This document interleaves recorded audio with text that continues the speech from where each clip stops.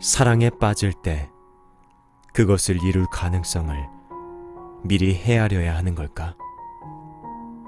이 문제를 그렇게 할 수 있을까? 그래서는 안 되겠지. 어떤 계산도 있을 수 없지. 우리는 사랑하기 때문에 사랑하는 거니까. 우리가 사랑에 빠졌다면 그냥 사랑에 빠진 것이고 그게 전부 아니겠니?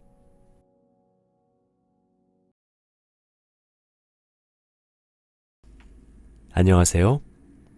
책 읽어주는 남자 시온입니다. 오늘 낭독해드릴 책은 빈센트 반 고흐의 영혼의 편지입니다. 반 고흐는 영혼의 화가, 태양의 화가라 불리는 네덜란드의 인상파 화가이고요.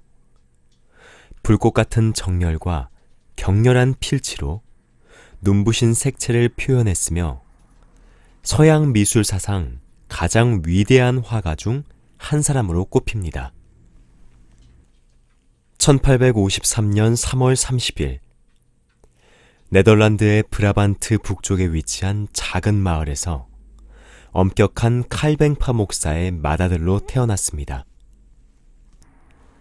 1869년에서 1875년까지는 미술품 상점의 점원으로 일했고 1877년에는 목사가 되기 위해 신학 공부를 하기도 했지만 여러 어려움을 겪으며 실패한 후 화가의 길을 찾았습니다. 1881년 12월에 본격적으로 그림을 그리기 시작했으며 1890년 7월 29일 자살로 생을 마감할 때까지 모두 879점의 그림을 남겼습니다. 37년이라는 생애 동안 지독한 가난에 시달리며 늘 고독했던 고흐는 그의 후원자이자 동반자였던 4살 터울의 동생 테오와 1872년 8월부터 세상을 떠날 때까지 편지를 주고받았습니다. 그가 테오에게 보낸 편지는 668통이나 되고 그 밖에 어머니, 여동생 윌, 동료 화가 고갱, 베르나르 등에게 보낸 편지들이 남아 있습니다. 자, 그럼 낭독을 시작하겠습니다. 빈센트 윌렘 반 고흐는 1853년 3월 30일 네덜란드 브라반트 지방의 작은 마을 그르트 준데르트에서 엄격하고 보수적인 칼뱅파 목사 테오도루스 반 고흐와 온화한 성품의 안나 코르넬리아 카르벤투스 사이에 장남으로 태어났다. 그는 어릴 때부터 그림에 관심이 있었던 것은 아니었다. 숙부 3사람이 모두 화상인 덕분에 1869년 7월부터 유명한 미술품 매매점인 구필화랑의 수습사원으로 일하게 되었다. 1872년 8월 같은 일을 하게 된 동생 테오에게 편지를 보내면서 평생에 걸친 2사람의 편지 왕래가 시작되었다.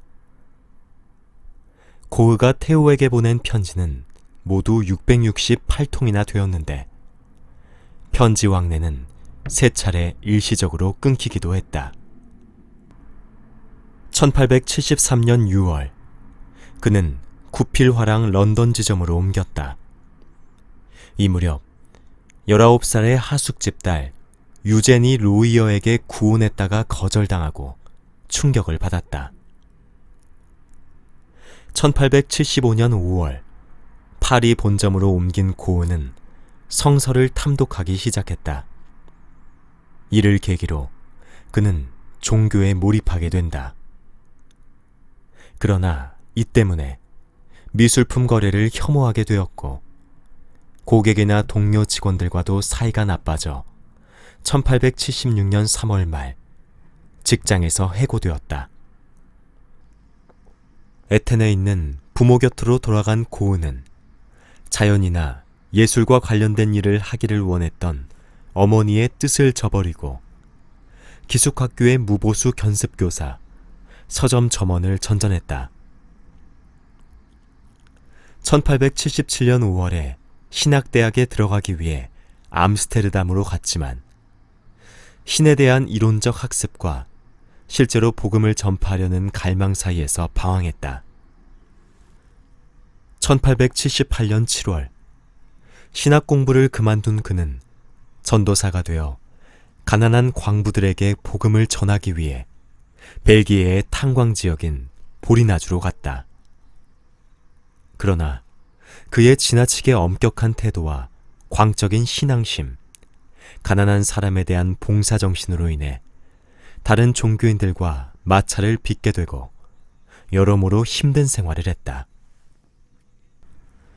1879년 여름, 고흐는 그림에 관심을 갖게 되어 테오에게 대생기법에 대한 책과 물감을 보내달라고 부탁했다. 그가 마침내 전업화가가 되겠다고 결심을 했을 때 테오는 경제적인 지원을 약속했다.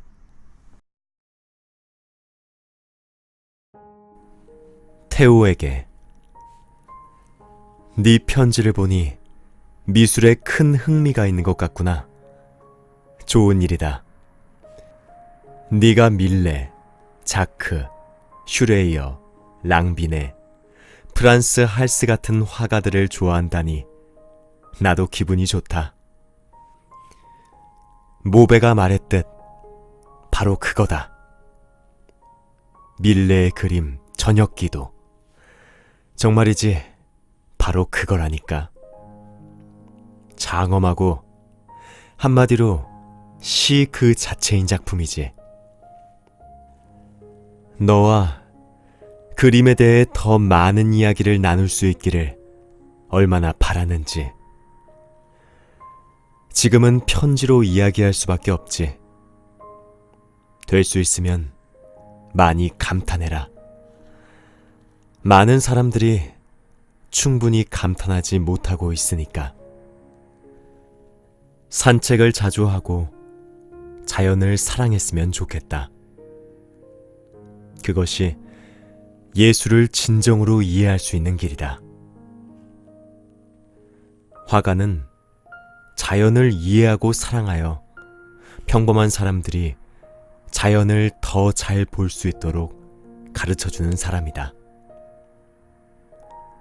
화가들 중에는 좋지 않은 일은 결코 하지 않고 나쁜 일은 결코 할 수 없는 사람이 있다. 평범한 사람들 중에도 좋은 일만 하는 사람이 있듯.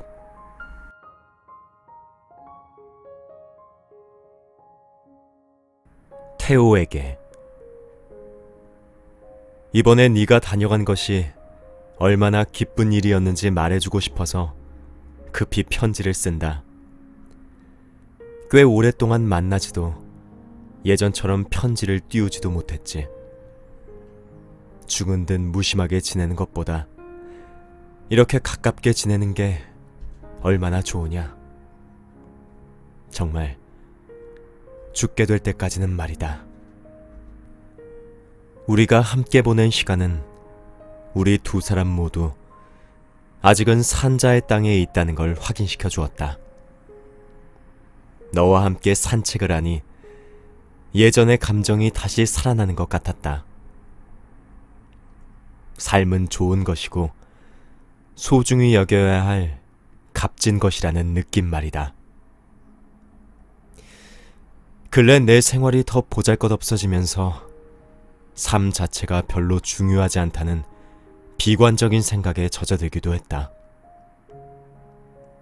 그러나 너와 함께 보낸 시간 덕분에 그런 생각을 떨쳐버리고 유쾌한 기분을 되찾을 수 있었다. 우리가 살아가야 할 이유를 알게 되고 자신이 무의미하고 소모적인 존재가 아니라 무언가 도움이 될 수도 있는 존재임을 깨닫게 되는 것은 다른 사람들과 더불어 살아가면서 사랑을 느낄 때인 것 같다.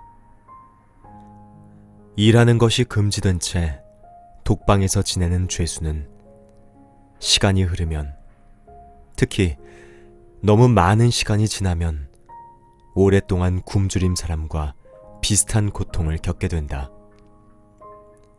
내가 펌프나 가로등의 기둥처럼 돌이나 철로 만들어지지 않은 이상 다른 모든 사람들이 그렇듯 다정하고 애정어린 관계나 친밀한 우정이 필요하다.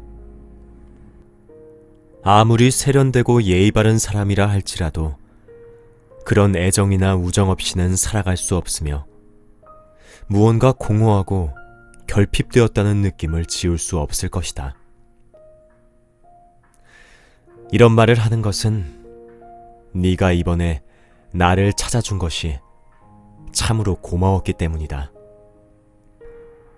우리 사이가 소원해지기를 원치 않는 만큼 당분간 집에 머무르고 싶었다.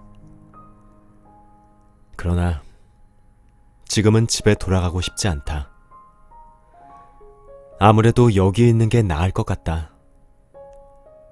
모두 내 잘못이고 내가 사물을 바로 보지 않는다는 네 말이 옳을지도 모르겠다. 그래서 나로서는 힘들고 꺼림칙한 선택이지만 며칠은 에텐에 가 있을지도 모르겠다. 무엇보다 우리 두 사람이 더 친해졌으면 한다. 내가 정말로 너나 식구들에게 폐만 끼치고 부담이 된다면, 그래서 나를 스스로 침입자로 여기거나 불필요한 존재라고 생각해야 한다면 나는 차라리 이 지상에서 사라지는 게 더 나을 것이다. 다른 사람들의 길을 방해하지 않도록 물러서는 편이 나을 것 같다. 정말 그렇게 생각한다면 나는 슬픔에 잠겨 절망과 씨름해야 할 것이다. 이런 생각을 하는 것도 힘들지만 너와 나 사이에, 그리고 우리 집에 나로 인해 그토록 많은 불화와 고통과 슬픔이 있어 왔다는 생각을 하는 것은 더 힘들다. 그게 정말이라면 더 이상 살지 않는 게 낫다고 생각한다. 나를 우울하게 만드는 이런 생각을 품고 오랜 시간을 지내다 보면 다른 생각도 떠오른다. 이것은 끔찍하고 소름 끼치는 꿈에 불과하고 시간이 흐르면 상황을 더 분명하게 이해하게 될지도 모른다는 생각이, 이러한 내 생각이 옳아서 상황이 나빠지는 게 아니라 오히려 좋아지고 있는 것은 아닐까? 사람들은 진보를 계속해서 믿는 것이 미신에 사로잡힌 짓이라고 여기겠지. 겨울이 지독하게 추우면 여름이 오든 말든 상관하고 싶지 않을 때가 있다.